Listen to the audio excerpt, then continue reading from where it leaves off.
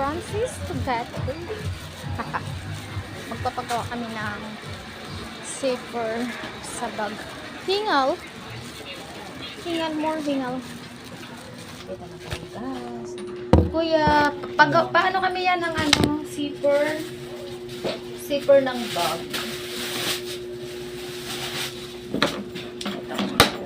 Ito kuya.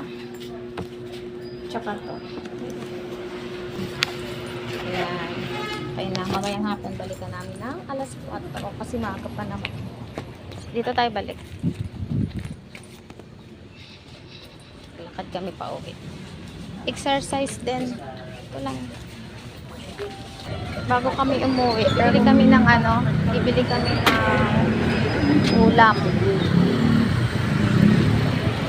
Tara. Ulam. Mainit.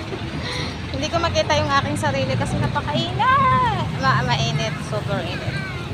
Okay? Bibili muna tayo ng ulam. Isda siguro. At gulay.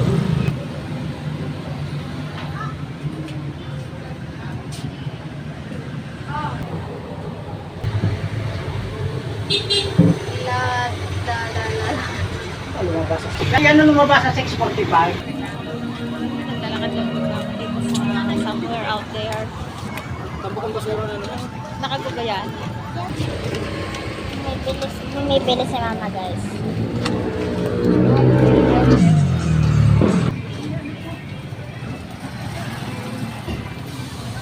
So, pauwi na kami, guys.